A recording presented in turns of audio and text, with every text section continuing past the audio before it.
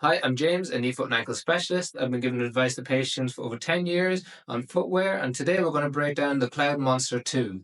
We try to keep our reviews as concise as possible so you can get all the right information without any waffle. We buy all the shoes with our own money so that we can give a very unbiased review.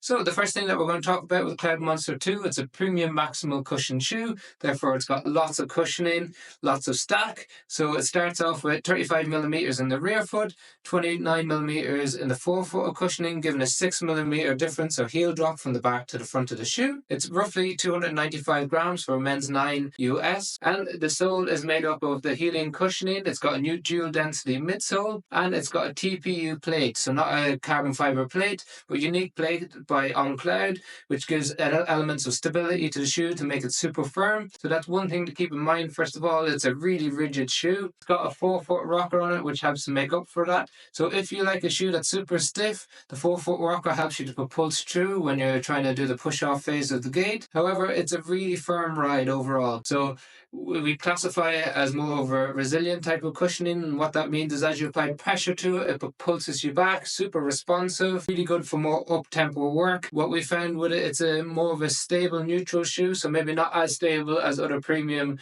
maximalist shoes such as the Brooks Ghost Max 2, but it has element stability of it in terms of the sidewalls, which and the heel and midfoot. Now if you think of a bowling alley, these are like guide rails that are pulled up to stop the ball from moving side to side, while in a shoe it just helps keep your foot centered in the shoe as you move. It's not as broad as you might get in the forefoot of other shoes, so it lacks a little bit of stability there, but in terms of the firmness of the cushioning and the sidewalls, both factors tend to make it a relatively stable neutral shoe. We found when we ran in it, it was quite enjoyable for faster, more up-tempo work, and you can really feel that 4-foot rocker propulsing you forward.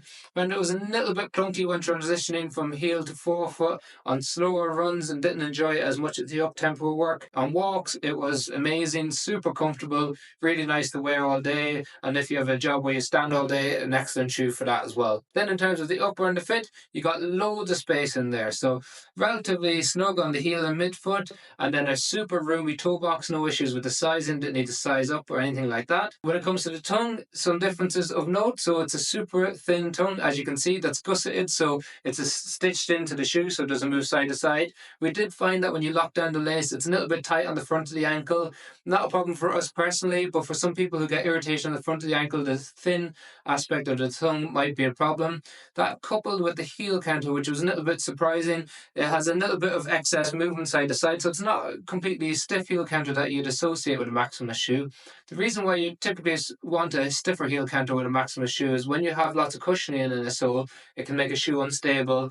So you add in stability factors like the sidewalls, and one of the other factors is normally a stiff heel counter to keep your foot centered inside the shoe. Personally, we didn't have much issue with it, but those of you who have a bit more movement in the foot, a little bit more unstable, you might find that you got that excess movement from the super light upper mesh. The thin tongue and the not so stiff heel counter can contribute to allowing your foot to slide on top. Overall, an excellent premium maximalist cushion shoe, one that we'd recommend for standing, walking all day, for up-tempo work, a little bit clunkier on the slower ones for us personally, but a fantastic shoe overall. If you've got any questions on the shoe, please in the comment section below. If you found the video interesting and helpful, do like and subscribe to the channel.